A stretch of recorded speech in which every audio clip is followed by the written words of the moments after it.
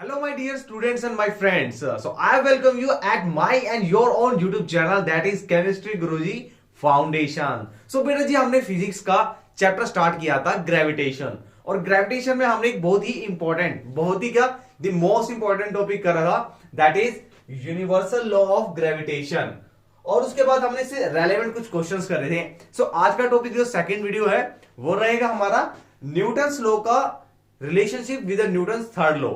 चलिए आज बात करते हैं इस टॉपिक के बारे में.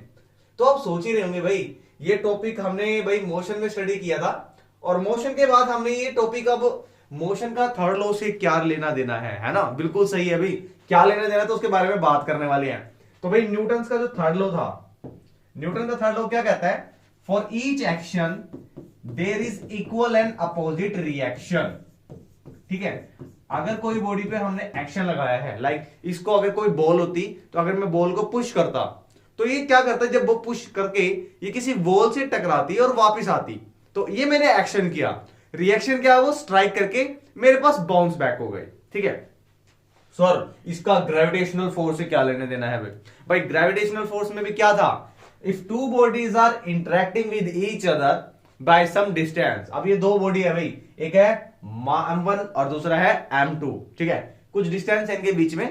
अब भाई एक जो m1 मास है जो ये क्या करेगी भाई, ये m1 मास फोर्स लगाएगा m2 के ऊपर, पूरा जोर लगा रहा है भाई, इसको खींच लूं मैं. ठीक है, तो हमने मान लिया कि ये जो ए ऑब्जेक्ट है इस बी ऑब्जेक्ट पर फोर्स लगा रहा है, इसको नाम दे दिया मैंने भाई एफ ए बी. ठीक है, एज सच m2 की अगर हम बात करते हैं भाई m2 भी क्या करेगा, m2 भी सेम फोर्स लगा रहा है यानी बी बॉडी किसके ऊपर भाई, ए के ऊपर. हमने नाम दे दिया भाई एफ बी ए. भाई अगर ये फोर्स लगा रहा है ये इसका एक्शन हुआ, ठीक है, इसका रिएक्शन क्या होगा, ये भी तो इसको फोर्स लगा रहा है. अब बात आ जाती है भाई न्यूटन के थर्ड लॉ से ये कैसे लेने देना है, एक्शन रिएक्शन कैसे लेने देना है. सो बिल्कुल सिंपल है भाई, ग्रेविटेशन लॉ में हमने स्टडी किया था F is equal to G m1 m2 by R square. ठीक है भाई, और एक न्यूटन जी ने एक जो सबसे पहले ऑब्जर्वेशन की थी वो क्या थी भी Apple fall down at him. ठीक है, जैसे ये एप्पल फॉल करता है सो उनको क्या लगता है कि क्या ये अर्थ ही एप्पल को अट्रैक्ट कर रही है? नहीं, ये एप्पल भी अर्थ को अपनी तरफ अट्रैक्ट कर रहा है. ठीक है, एक्शन क्या रहा है कि भी अट्रैक्ट कर रहा है, रिएक्शन क्या है. तो यहां पर क्या हुआ, एक नया फंडा समझ आया भाई, अगर अर्थ उस एप्पल को अट्रैक्ट कर रही है सो एप्पल भी तो अर्थ को अट्रैक्ट कर रहा है, बट ये अट्रैक्शन क्यों नहीं हो पा रहा है? तो रीजन क्या है भाई, हमने न्यूटन का सेकंड लॉ भी स्टडी किया था that is F is equal to M A mass into acceleration. ठीक है, अगर हम एक्सेलरेशन की बात करते हैं, ठीक है, ये हमारे पास फॉर्मूला आएगा एफ इज इक्वल टू ए और यहां से हम एम को नीचे ले जाते हैं. अब भाई मास की बात करते हैं, एम का मतलब है मास. अगर मैं बात करूं भाई मास ऑफ अर्थ, भाई साहब मास ऑफ अर्थ कितना था आपका 6 इंटू 10 की पावर 24 kg और हमारा एप्पल कितना हो गया भाई हार्डली 200 ग्राम 250 ग्राम.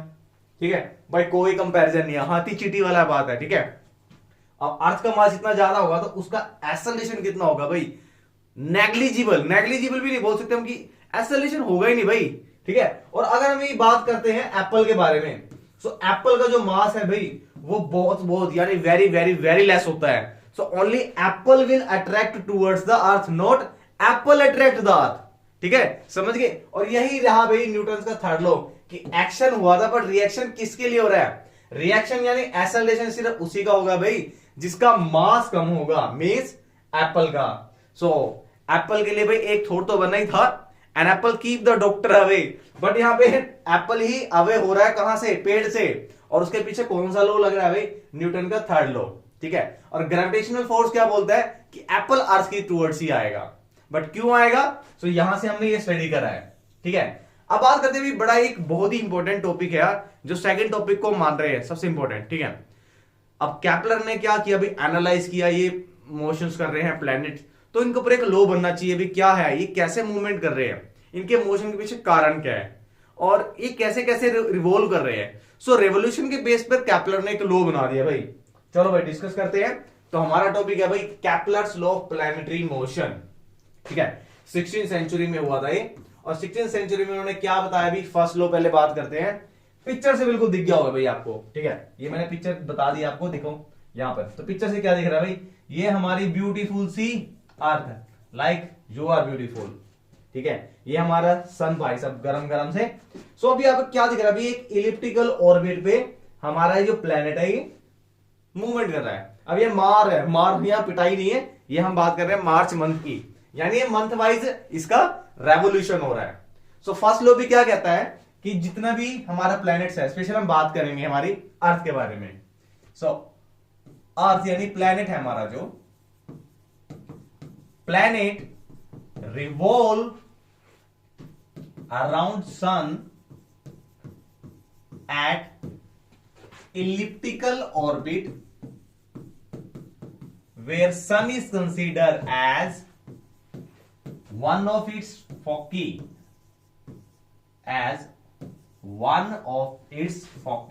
अब फोकी क्या है भाई, फोकस सुना होगा, ठीक है। तो उस फोकी है इसको प्लूरल फॉर्म का।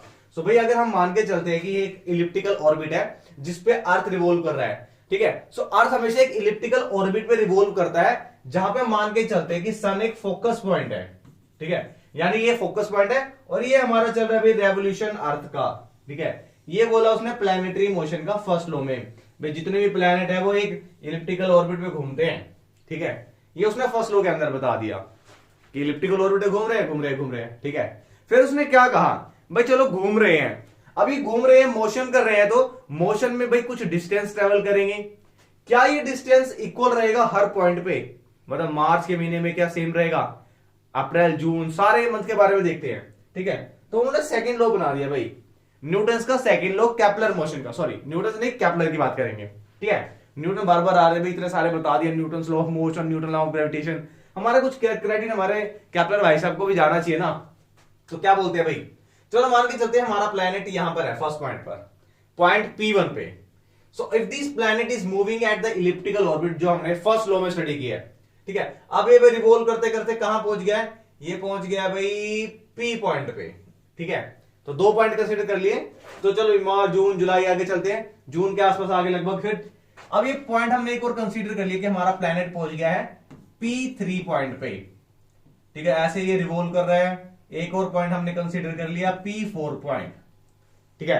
अब आपको डायग्राम में क्या दिख रहा है भाई, आपको डायग्राम में ऐसे लिख रहा होगा कि भाई लंबी सी ट्रायंगल है तो इसका एरिया ज्यादा होगा, और सेम ही छोटी सी ट्रायंगल है तो इसका एरिया कम होगा। आपको ऐसा लग रहा है डायग्राम के अकॉर्डिंग, बट हम देखते हैं तो क्या लगता है भाई, हमने केपलर ने ये बताया कि ये जो ट्रायंगल बन रही है भाई, ठीक है, जहां पे हमने सन को एक फोकी माना है, ठीक है, ये एरिया और ये जो एरिया स्वीप हुआ है ये वाला सारा, ये सारा का सारा एरिया इक्वल रहेगा।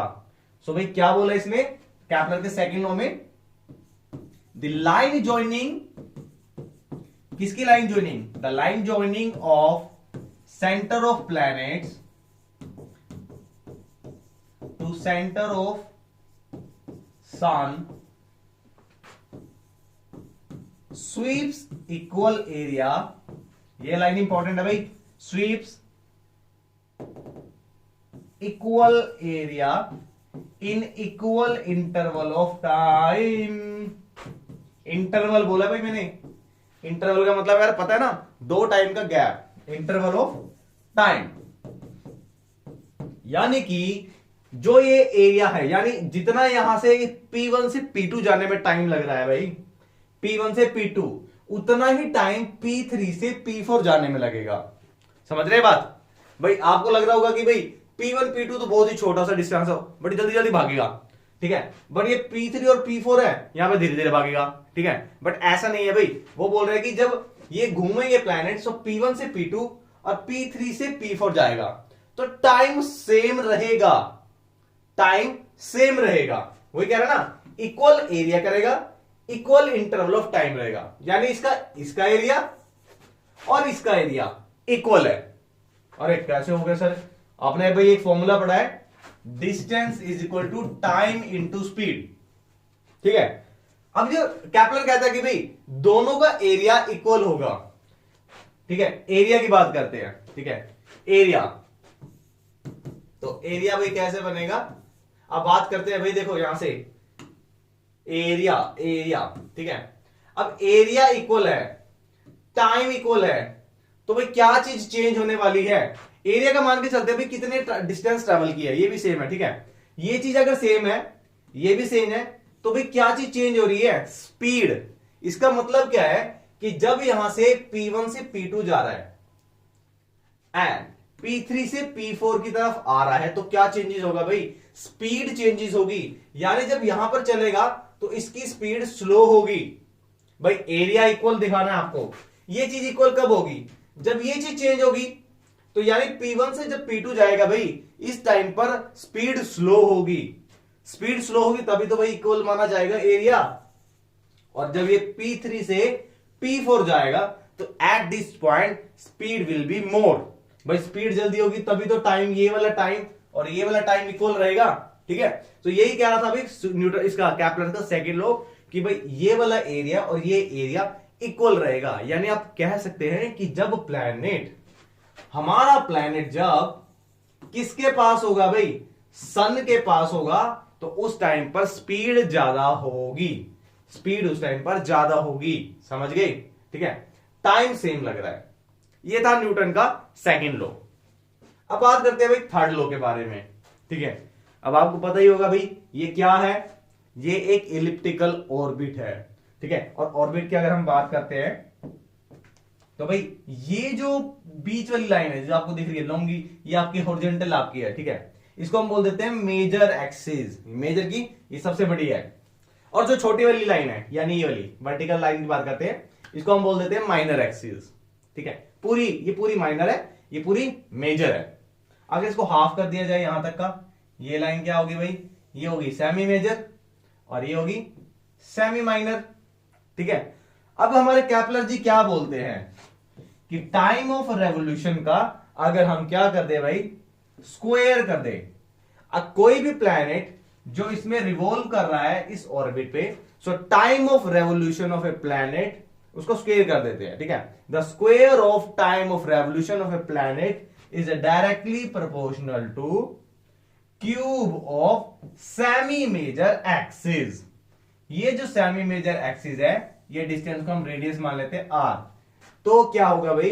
अगर इसका क्यूब कर दिया जाए तो ये टाइम के स्क्वायर के बराबर होगा, या आप कह सकते हैं भाई टाइम का स्क्वायर बाय आर क्यूब, ये हमारा कांस्टेंट होगा। समझ गए बात? कांस्टेंट होगा। ये तो हम एक प्लेनेट की बात कर रहे हैं, ठीक है। अगर दो प्लेनेट को कंपेयर करते हैं तो क्या होगा? ये भाई ये आ जाएगा T2 का स्क्वायर, ऐसे ही T1 का स्क्वायर। भाई अब देखो यहां पे ये R क्यूब है, सो यहां आ जाएगा भाई R2 का क्यूब और R1 का क्यूब, ठीक है। दो कंपैरिजन करेंगे तो इस तरीके से लेंगे कि भाई जो पहले वाले प्लेनेट का रेवोल्यूशन का टाइम है उसका स्क्वायर किसके इक्वल होगा भाई? उसकी सेमी मेजर एक्सिस के क्यूब के ऊपर, ठीक है। और अगर सिंगल प्लेनेट की बात कर रहे हैं तो भाई इनकी जो रेशो होगी वो हमेशा कांस्टेंट रहेगी। बेटा डायरेक्ट क्वेश्चन आता है आपके केपलर्स लॉ के ऊपर, जैसे आपको मैंने बताया था ना यूनिवर्सल लॉ ऑफ ग्रेविटेशन का डायरेक्ट क्वेश्चन आता है, ऐसे ही न्यूटन के तीनों लॉ के ऊपर भी क्वेश्चन आता है, ठीक है। अब इसके हम बात करने वाले हैं ग्रेविटी के बारे में। बट होता क्या है भाई, मैंने स्टार्टिंग में भी बोला था वीडियो के कि जब हम ग्रेविटी को स्टडी करते हैं, मतलब ये चैप्टर जब हम ग्रेविटेशन स्टडी कर रहे हैं, तो बच्चों को डाउट यही रहता है कि ग्रेविटी और ग्रेविटेशन का मतलब सेम होता है, बट एक छोटा सा माइनर सा डिफरेंस होता है। मैंने आपको पहले भी बताया था, ठीक है। ग्रेविटेशन क्या है भाई? Gravitation is the attraction, force of attraction between two bodies. और वो टू बॉडीज कैसी हो सकती है? This can be celestial and terrestrial. मतलब यार अर्थ के ऊपर भी हो सकती है वो बॉडी, और जरूरी नहीं है अर्थ के ऊपर ही हो, वो बाहर भी हो सकती है। हमारे एस्ट्रॉइड्स हो सकते हैं, मेट्रोस जितने बड़े पत्थर घूम रहे हैं भाई, स्पेस में भी जो कोई और प्लेनेट, कोई और बॉडी हो सकती है, ठीक है। वो ग्रेविटेशन है। But if I specially talk about gravity, so it is the force of attraction of a body किसकी तरफ? Force of attraction of a body towards centre of earth. यानी अगर कोई भी बॉडी, अगर भाई अर्थ की तरफ आ रही है, अर्थ के सेंटर की टूवर्ड्स आ रही है, तो हम कहेंगे this body is under gravity. वो अंडर ग्रेविटी है भाई, वो अट्रैक्शन है वो, लेकिन अट्रैक्शन किसकी तरफ है? वो अर्थ की तरफ है। तो हम ये कह सकते हैं भाई अर्थ की टूवर्ड्स जो ऑब्जेक्ट आ रहा है towards the centre of earth, वो अंडर द ग्रेविटेशनल पुल होगा, या ग्रेविटी बोल देंगे हम उसे, ठीक है। और इसको हम कैसे डिनोट करते हैं भाई? जो ग्रेविटी है, ठीक है, ग्रेविटी को हम क्या कहेंगे भी, आगे नीचे हम इसको पॉइंट को डिस्कस करने वाले हैं। एक पॉइंट ले रहा हूं मैं, ये देखो यहां पर बहुत ही इंपॉर्टेंट है, इसके ऊपर पूरी डेरिवेशन आने वाली है, ठीक है। तो भाई ये हमारा हो गया ग्रेविटी, और उसको हम एक वर्ड देते हैं भाई, जब कोई भी ऑब्जेक्ट अंडर ग्रेविटी फॉल करता है that is called free fall. तो भाई when any object fall under the effect of gravity, effect of gravity is also called free fall। भाई सिंपल सी बात है भाई, नीचे की तरफ गिर रहा है, उस पे पर कोई भी अनदर कोई फोर्स ऑफ अट्रैक्शन नहीं है एक्सेप्ट ग्रेविटेशनल पुल। यानी जो अर्थ का ग्रेविटेशनल पुल है सिर्फ वही फोर्स होगा, एक्सेप्ट दिस कोई भी अदर फोर्स उसको अट्रैक्ट नहीं करेगा। सो हम कह सकते हैं कि वो ऑब्जेक्ट अंडर फ्री फॉल है, यानी सिर्फ अर्थ फोर्स लगा रही है उसे खींचने के लिए, ठीक है। एक वर्ड है भाई एक्सेलरेशन ड्यू टू ग्रेविटी। इसको वैसे तो भाई एक्सेलरेशन को हमने मोशन चैप्टर में ए से डिनोट किया था, बट हियर हम क्या करेंगे भाई, अर्थ के ग्रेविटेशनल पुल की वजह से ये हो रहा है, अर्थ के ग्रेविटेशनल पुल की वजह से। सो इसको हम बोलेंगे एक्सेलरेशन ड्यू टू ग्रेविटी। इसको हम डिनोट करेंगे भाई स्मॉल जी से, यानी हम कह सकते हैं it is the acceleration produced in any object under the effect of gravity. भाई कोई भी ऑब्जेक्ट आ रहा है अर्थ की तरफ, तो अर्थ की तरफ जब आएगा उसका वेलोसिटी फैक्टर क्या होगा, चेंज होगा। सो वो उस वेलोसिटी फैक्टर में चेंज होने से जो एक्सेलरेशन बॉडी के अंदर प्रोड्यूस होगा that is called acceleration due to gravity, ठीक है। इसको हम डिनोट करते हैं जी से। और ये भी क्या है भाई, एक तरीके से एक फोर्स है, तो इसकी भी जो यूनिट रहेगी वो रहेगी न्यूटन। इसको भाई न्यूटन को, अब हमारे न्यूटन जी आ गए हैं, अब मत कहना भाई हमारे केपलर जी का है, केपलर का अलग लो था, अभी हमारे रहे हैं न्यूटन, इसकी यूनिट रहेगी भाई न्यूटन, ठीक है। चलिए भाई बहुत बढ़िया। अब भाई न्यूटन के और ग्रेविटी के बारे में हमने बताया है, सो भाई इसका कोई ना कोई फंडा, इसका रिलेशनशिप, इसको कोई फॉर्मूला भी होगा, बिल्कुल है। चलिए देखते हैं भाई क्या है relation, relation between G and G. भाई जी जी जी जी बिल्कुल जी जी, क्या जीजा तो सुना, जी जी क्या होता है, ठीक है। अब भाई एक रिलेशन है स्मॉल जी का, यानी एक्सेलरेशन ड्यू टू ग्रेविटी, और दूसरा है भाई कैपिटल जी। तो कैपिटल जी का सबसे फॉर्मूला हमने पहले कौन सा किया था, F is equal to G m1 m2 by R square. ये हमने स्टडी किया था कि जब दो ऑब्जेक्ट आपस में इंटरेक्ट कर रहे हैं, ठीक है। चलो भाई ये तो हमने स्टडी कर लिया था। अच्छा अब ये हमने स्टडी करना है कि ये स्मॉल जी, हम इसको क्या कह सकते हैं भाई, अगर हम अर्थ को हम इसको एप मान रहे हैं तो इसको हम थोड़ा सा चेंज कर लेते हैं। भाई एक तो हमारा जो ऑब्जेक्ट है, एक तो बॉडी हमारी मास है ये अर्थ का, और दूसरी कोई दूसरी बॉडी है, कोई भी ऑब्जेक्ट है, ठीक है, X Y Z by R square, ठीक है। अब एक फॉर्मूला हमने स्टडी किया था भाई कि जब भी ऑब्जेक्ट गिरती है यानी अट्रैक्ट हो रही है उसके अंदर एक्सेलरेशन होगा, तो एक्सेलरेशन का फॉर्मूला क्या था भाई हमारे पास, under the effect of force acceleration क्या होगा, F is equal to M A, यानी mass of body and acceleration of the body, ठीक है। अब हमारे पास दो स्टेटमेंट आ गए भाई, एक तो ये स्टेटमेंट आ गई, ये फोर्स है, ठीक है, जिसमें बॉडी अट्रैक्ट हो रही है towards the earth under the effect of gravity. तो under the effect of gravity ये है फोर्स, ठीक है।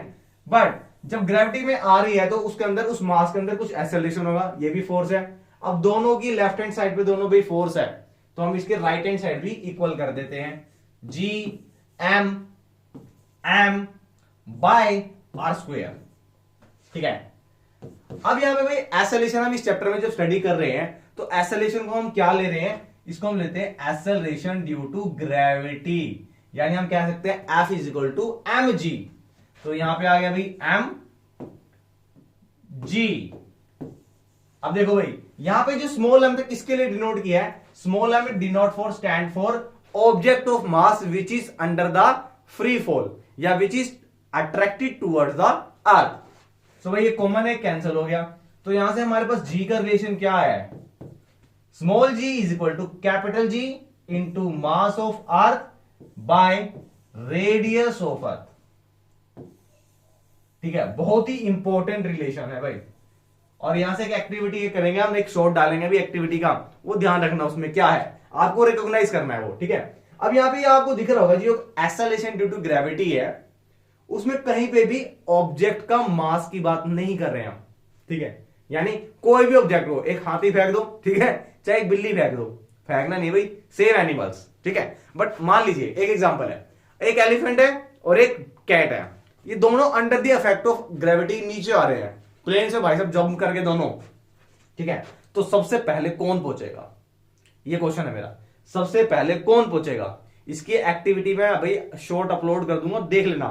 ठीक है, तो भाई यहां पे मैंने बता दिया है, कहीं पर भी यहां पर हमने ऑब्जेक्ट ऑफ मास की बात नहीं करी है। ठीक है, अब जो दो बॉडीज, जो दो ऑब्जेक्ट नीचे आ रहे हैं, उसका मास की हम कोई बात नहीं कर रहे हैं, हम बात कर रहे हैं सिर्फ ग्रेविटेशनल कांस्टेंट की जो फिक्स रहेगा, रेडियस की जो ऑलरेडी फिक्स है, मास ऑफ अर्थ वो भी ऑलरेडी फिक्स है। सो भाई कोई भी ऑब्जेक्ट हो, कितने भी मास का हो, दो ऑब्जेक्ट को अगर हम सेम टाइम पे ड्रॉप करते हैं under the effect of gravity, then they will fall at the same time. Repeat कर रहा हूं, ऑब्जेक्ट का मास कुछ भी हो, they will fall at the same time. क्यों भाई? क्योंकि ग्रेविटी कभी भी ऑब्जेक्ट ऑफ मास पे डिपेंड नहीं करती है। बहुत ही इंपॉर्टेंट और बढ़िया पॉइंट है। ठीक है, so this is all about the gravity, acceleration, free fall and Kepler's law. So बेटा आपका मोस्ट ऑफ द चैप्टर ये कंप्लीट हो चुका है। ठीक है, और थर्ड वीडियो में हम बात करने वाले बहुत ही इंपॉर्टेंट टॉपिक है, तीसरा इंपॉर्टेंट जो सबसे इंपॉर्टेंट टॉपिक है, एक्चुअली चौथा, यूनिवर्सल लॉ के बाद आपका सेकंड इंपॉर्टेंट टॉपिक आ गया भाई Kepler law, and then gravity का थर्ड टॉपिक हो चुका है, बहुत ही इंपॉर्टेंट। अब लास्ट टॉपिक हम बात करेंगे हमारी नेक्स्ट वीडियो में विद न्यूमेरिकल, कुछ एनसीईआरटी और एग्जाम्पलर के क्वेश्चन के साथ हम डिस्कस करने वाले हैं मास एंड वेट। तो वेट नहीं करना है भाई, आपको नेक्स्ट वीडियो में आपको मिल जाएगा मास और वेट का रिलेशनशिप, क्या डिफरेंस रहता है। बहुत ही इंपॉर्टेंट टॉपिक है भाई, पिछले लास्ट 7-8 ईयर से बहुत ही अच्छे क्वेश्चन माने जा रहे हैं कि हाँ टीचर देता ही है भाई ये क्वेश्चन। ठीक है, चले भाई मिलते हैं, और अपना ध्यान रखिए भाई, कोविड की कंडीशन है, फिर से हो रही है, तो घर से ज्यादा बाहर ना निकलिए और अपना ख्याल रखिए, चैनल को भी